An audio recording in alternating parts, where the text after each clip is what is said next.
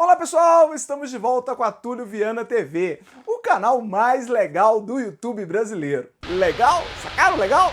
No vídeo de hoje nós vamos falar sobre criminologia, um tema muito pedido aqui no canal e que certamente vai interessar a vocês. Então já deixa seu joinha, confere se você está inscrito no canal e se o sininho está ativado para você receber sempre as notificações de novos vídeos aqui no canal. Depois da vinheta, falaremos sobre criminologia.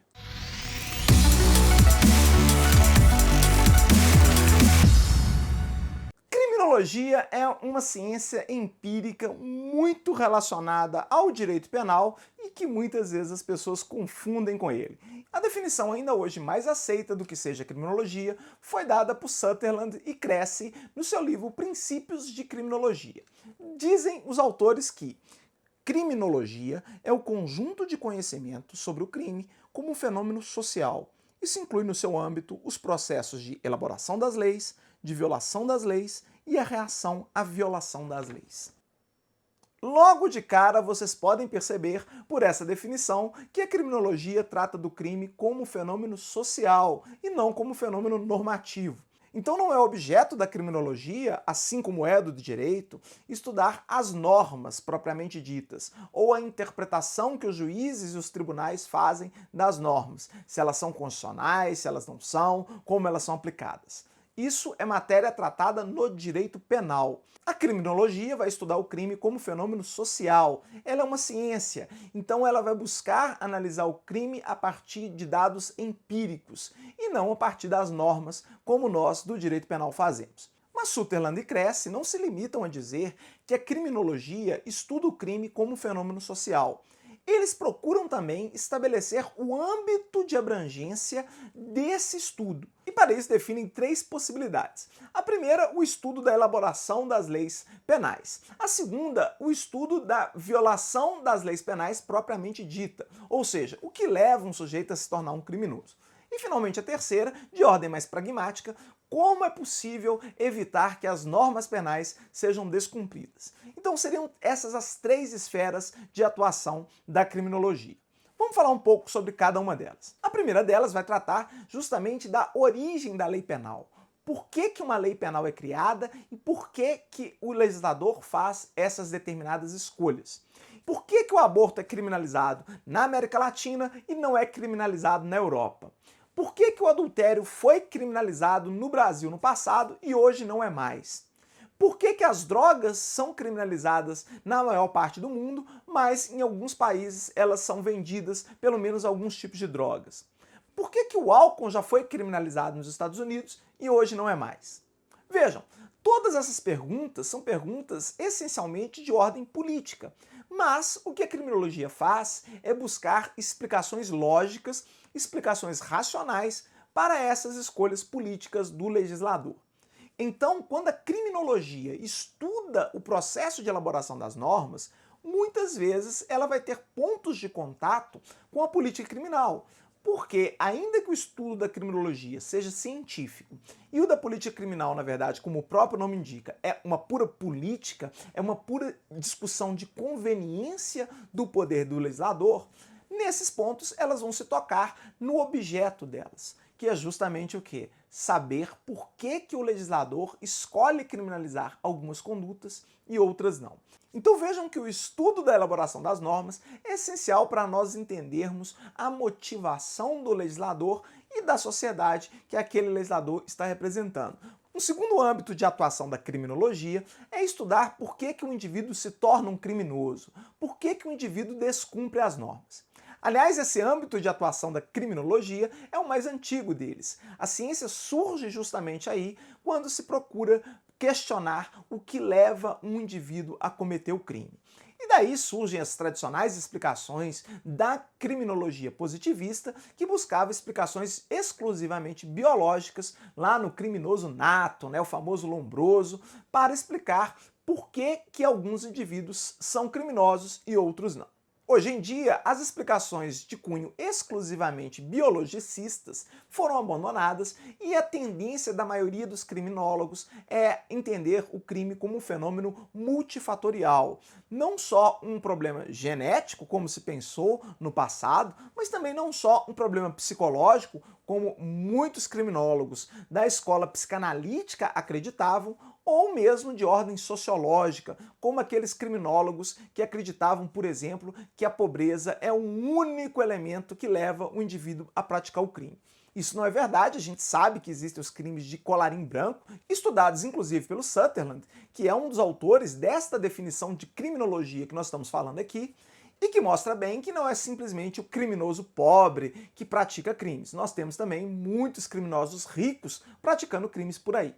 Então não dá para simplesmente reduzir o fenômeno criminal a uma questão biológica, ou mais modernamente falando, genética, mas também não dá para falar que ele é simplesmente uma questão psicológica, um trauma que o sujeito sofreu na infância, por exemplo, que o levou a praticar crimes. Não é só isso. E também não é só uma questão de problemas sociais. Não é simplesmente uma pessoa pobre que está à margem da sociedade, que não teve acesso à educação, que não teve acesso a bens econômicos, que pratica crime. Nós sabemos que muitos ricos praticam crimes diariamente, o nosso Brasil que o diga, e, portanto, explicações de ordem exclusivamente sociais também não resolvem a questão criminológica.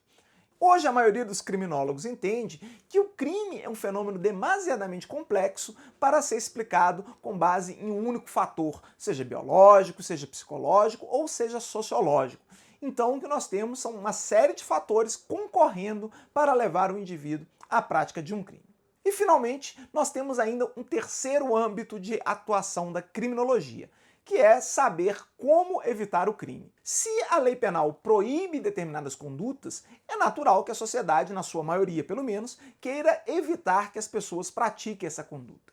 E como é possível fazer isso?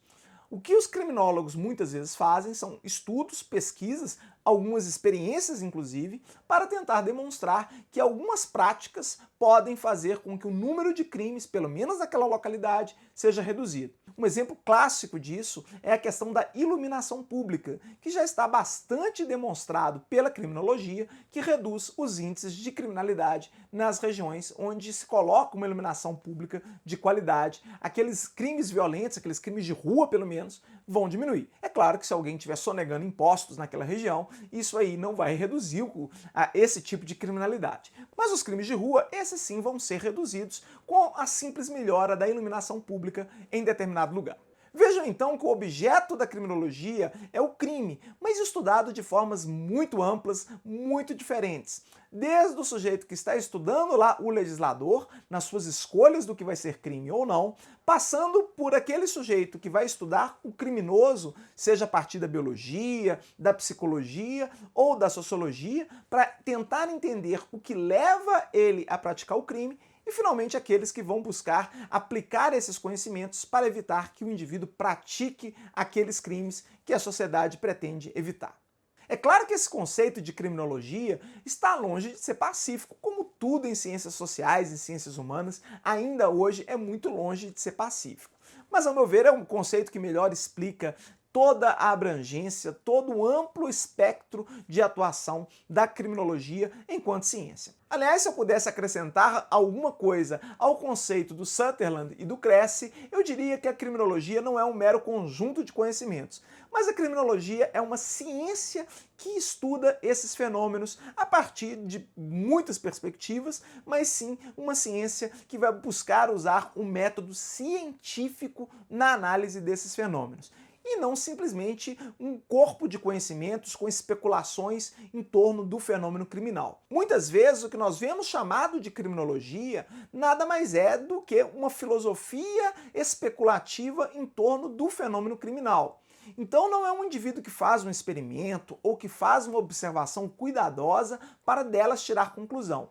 Ele parte de alguns pressupostos e a partir desses pressupostos ele constrói toda a sua teoria.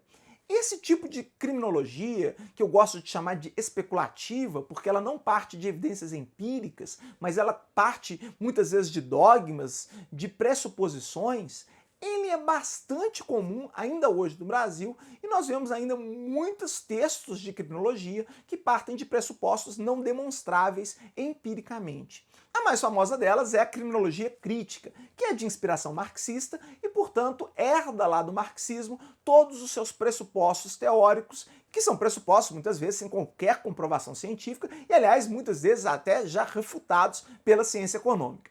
Vejam, por exemplo, o pressuposto da luta de classes, que a criminologia crítica toma como marco teórico para a construção de todo o seu discurso.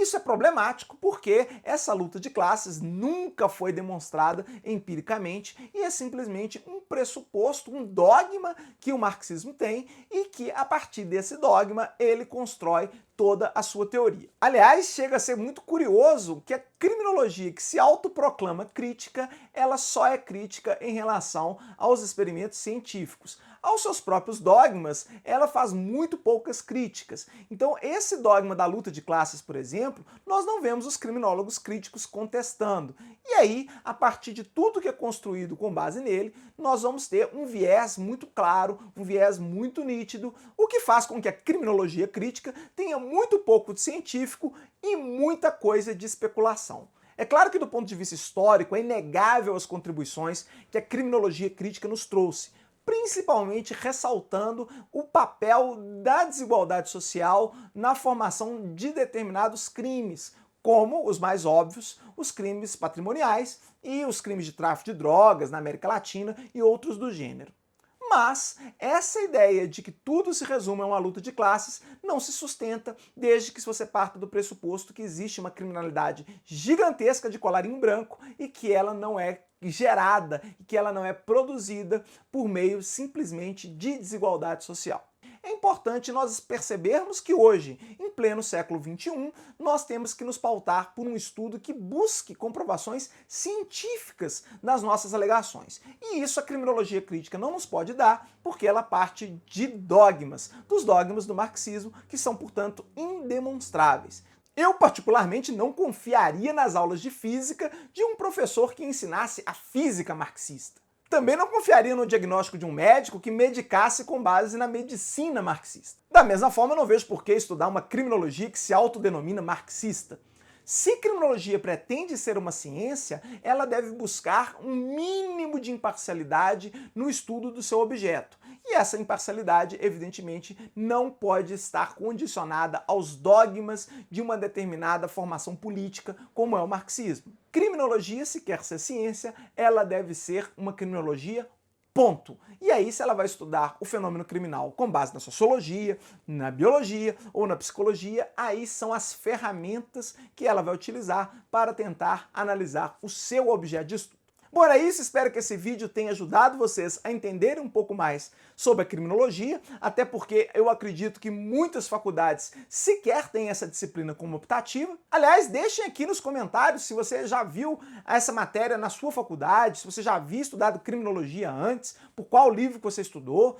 E se você gostou desse vídeo, já sabe, né? Compartilha lá com seu amigo, porque ele pode ter interesse justamente nesse tema, e aí você ajuda seu amigo passando um vídeo para ele que pode ser útil e me ajuda na divulgação do canal. E se você não está inscrito ainda no canal, faz favor, né, gente? Clica logo no botão inscrever aí, ativa o sininho para você ser notificado sobre os novos vídeos do nosso canal. Por hoje é só, espero revê-los num próximo vídeo, um grande abraço e até a próxima!